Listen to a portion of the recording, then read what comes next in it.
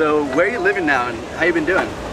I live in San Jose, California, and I've been doing great. Just been traveling a lot, doing a lot of tours and contests, and doing a lot of artwork as well. Take care of my family. Right, solid. So you started skating well over 2 decades ago. What made you start to get into it?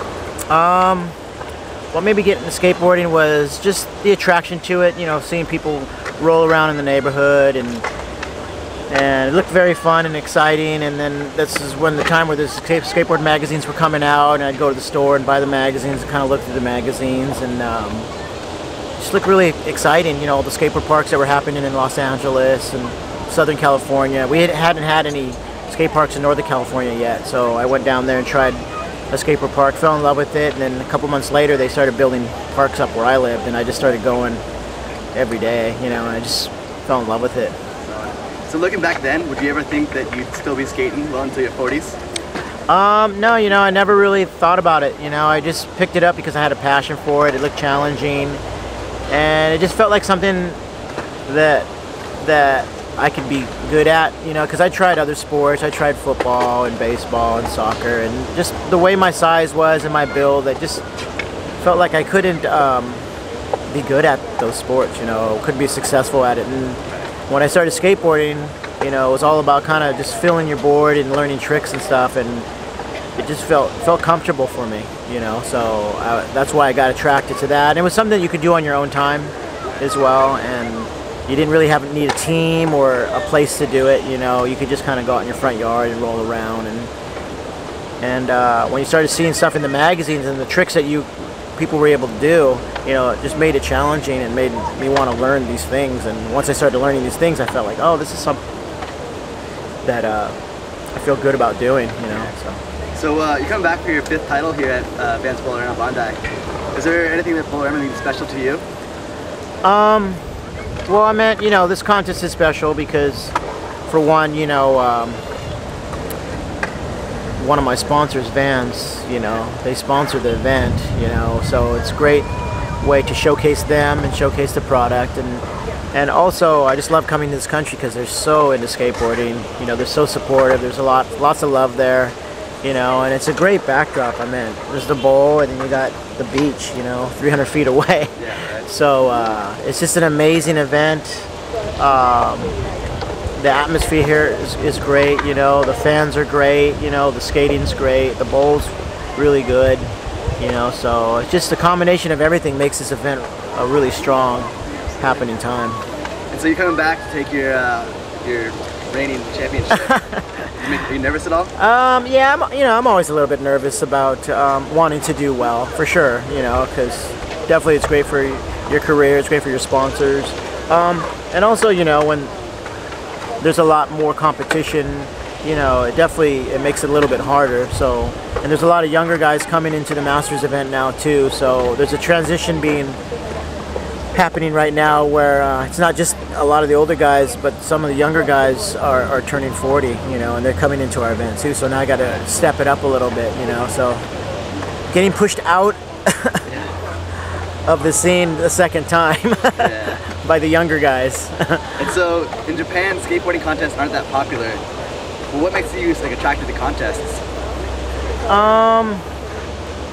Well, you know, they're not very popular lots of places, you know. It really depends on the skater, you know, because there's a lot of pressure to be in a competition. There's a lot of planning, there's a lot of setup, there's a lot of conditioning, you know, and it's just not something you can just kind of go in there loosely and not care about it, you know. If you want to do well, you have to train for it, you know.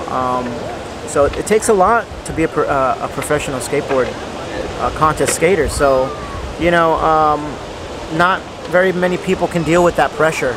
You know, you have to have a really different mindset when it comes to competition. But what I love about competition is it brings everybody together, and then you just get to see some amazing skating. And when I see amazing skateboarding, that inspires me even more to like want to do better and progress, you know. So I love contests. I've always been a contest skater my whole life, you know. So I actually heard that you're like 1/6 or 1/16 Japanese. Is that true? I'm a quarter Japanese. My grandfather was Nakahara, you know. So my dad was half, so that makes me a quarter. And my dad, you know, his real last name was Nakahara. He changed his last name when he was 14, going into the Navy, when the U.S. was actually fighting Japan. Okay. So I'm thinking that's why he changed his last name to his mother's maiden name, because he's half Mexican, you know. So you're part of the 80s Bones Brigade, all legendary skateboarders. What was that like?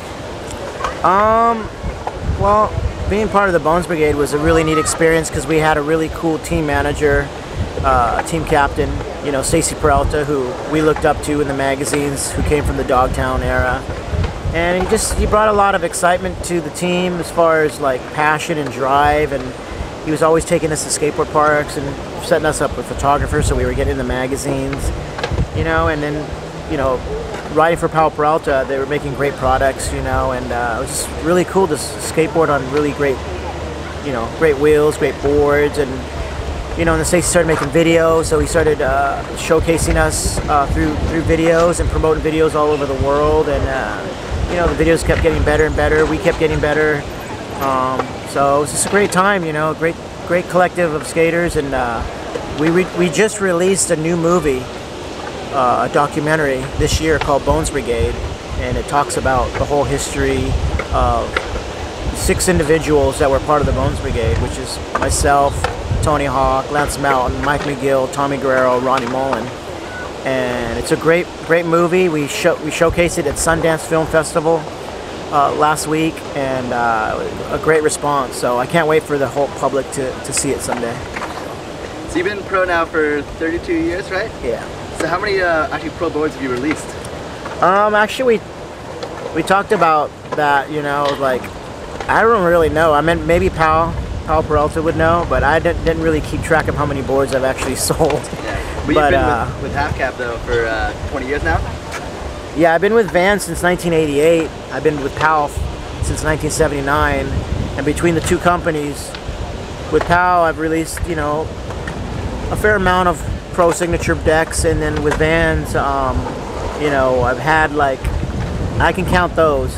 I've had about 10 different signature models. But my second signature model, which is the Half Cab, is celebrating its 20-year anniversary this year. So that one particular model has stood the test of time as far as popularity and influence on the industry. And have you always liked the mid-sized shoes? Not necessarily. No, I've worn high tops, I've worn mid tops, low tops. But most comfortable mid top it works well for street skating and vert. Yeah, exactly. So is there any other signature shoes like after the Half Cab? Do you think have a future? As far as signature shoes after the Half Cab, I know that we have a bunch of releases this year, like 12 different releases of collaborations with different artists and different colorways. We even have a collaboration with one of the most famous metal bands in the whole world, Metallica. There's going to be a Metallica Half Cab, which is awesome. And then at the end of the year, the last 2 months of this year, we're releasing a brand new Half Cab called the Cab Light, and it's going to kind of resemble the Half Cab, but it's going to have some different features. You know, it's going to be lighter. It's going to have just a slightly different look. So that'll be a new model coming out that's influenced by the Half Cab. So what actually made you call the shoe the Half Cab? Well, what made me call the shoe the Half Cab was the fact that my first shoe was, which came out in 1989, was a high top, and that was called the Caballero high top. And then 3 years later, I started noticing a lot of skateboarders cutting them down and putting duct tape around and making them a mid top.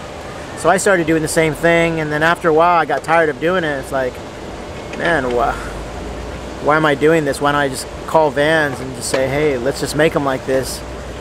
So I thought, hey, you know, if we cut them half, why don't we just call them the Half Cab, which was the name of a trick that skaters did. So it kind of went, you know, with skateboarding, so it kind of fit pretty well. And I found a silhouette of me skating doing a Half Cab, and put it on the shoe with the name, and that became the icon, that became the logo, and that's what it is today.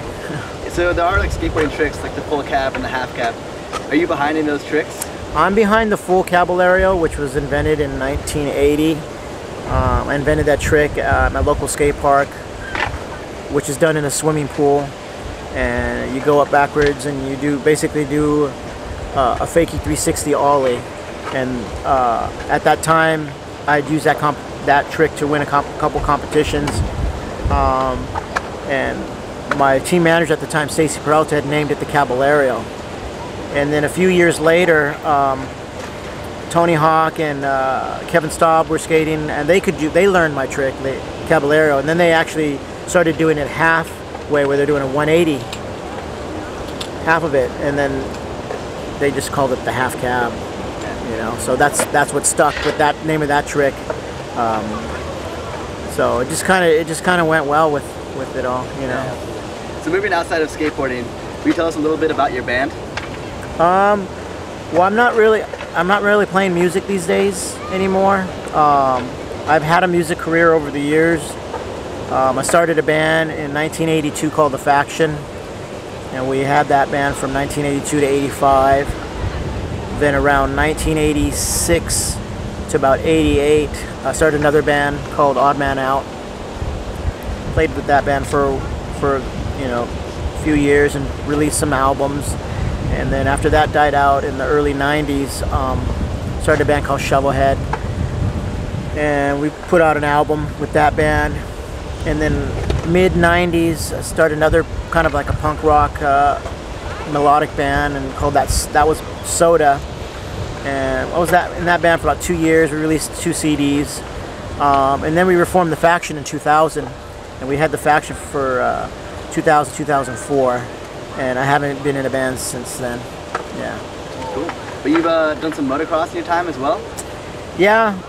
Motocross is another second love of mine, and always loved riding. It's been fun, you know, fun time, and it's just very challenging as well. And so I follow the Supercross and the Nationals and all the things that are happening in the motocross scene, and I like to do some riding myself, because I like, if I make it like I treat it like cross training. You know, it's a really strong upper body, you know, movements and stuff. So it's very demanding on your body, and it's just one of the gnarliest sports ever that you could ever like participate in. I mean, if you think skateboarding is gnarly, buy a dirt bike.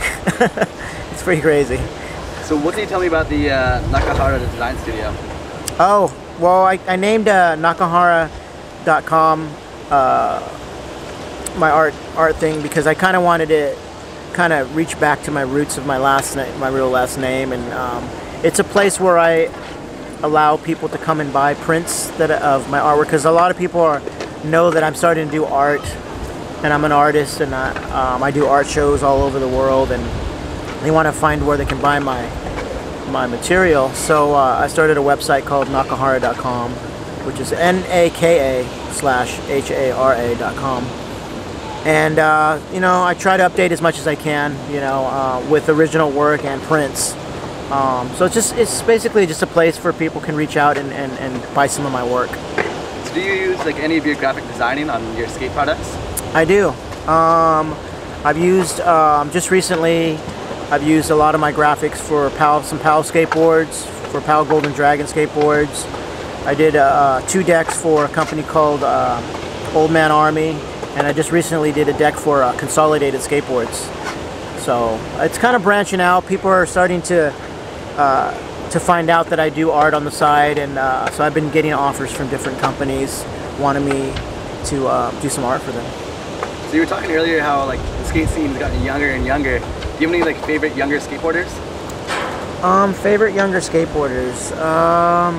Yeah, Mitchie Brusco is a pretty amazing vert skater. I mean, he's doing really well on the mega ramp as well.